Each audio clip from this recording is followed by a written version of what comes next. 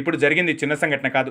పసివాడిని వీపులో పిడికిలితో teacher గుద్దితే ఆ పిల్లాడి ప్రాణానికి ఏదైనా హాని జరిగితే ఎవరు బాధ్యులు? అదృష్టం బాగుండి పిల్లాడు చేయని తప్పుకు శిక్షను అనుభవించి బయటపడ్డాడనుకోవాలి. అదే ప్రాణాల మీదకు వస్తే అప్పుడు పరిస్థితి ఏమిటి? ఇక్కడ తల్లిదండ్రుల తప్పు కూడా ఉంది. అంత జరిగితే ఆ విషయాన్ని బయట పెట్టకపోవడం కూడా తప్పే. ఇవాళ ఆ అబ్బాయికి జరిగింది, మరోసారి మరో అబ్బాయికి జరగదన్న గ్యారంటీ ఏముంది? ఈ తల్లిదండ్రులను బెదిరించినట్లే ఇతర తల్లిదండ్రులను కూడా స్కూల్ యాజమాన్యం బెదిరిస్తుంది, భయపెడుతుంది.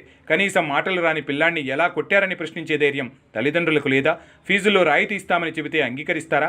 మీ పిల్లాడి ప్రాణాల కన్నా చదువు ఎక్కువ కాదు. ఆ స్కూల్ ఫీజు రాయితీ అంతకన్నా పెద్దది కాదు. ఇప్పటికైనా ప్రైవేట్ స్కూళ్లలో చదువుకునే తల్లిదండ్రులు ఆలోచించుకోవాలి. వారి పిల్లలకు ఎలాంటి విద్యను అందిస్తున్నారు, తమ పిల్లలను టీచర్లు ఎలా ట్రీట్ చేస్తున్నారన్నది కూడా తెలుసుకుంటుండాలి. లేకుంటే స్కూళ్ల యాజమాన్యాల వేషాలు మితిమీరిపోతుంటాయి.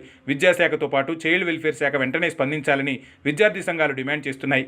విద్యార్థిని కొట్టిన టీచర్ను, ఆ స్కూల్ యజమాని పరంజ్యోతిని అరెస్టు చేయాలని డిమాండ్ చేస్తున్నారు. ఇలాంటి వాటిని మొదట్లోనే కట్టడి చేయకపోతే మిగతా స్కూళ్లు కూడా ఇలాగే తయారవుతాయి. పసి హృదయాలకు గాయాలవుతాయి.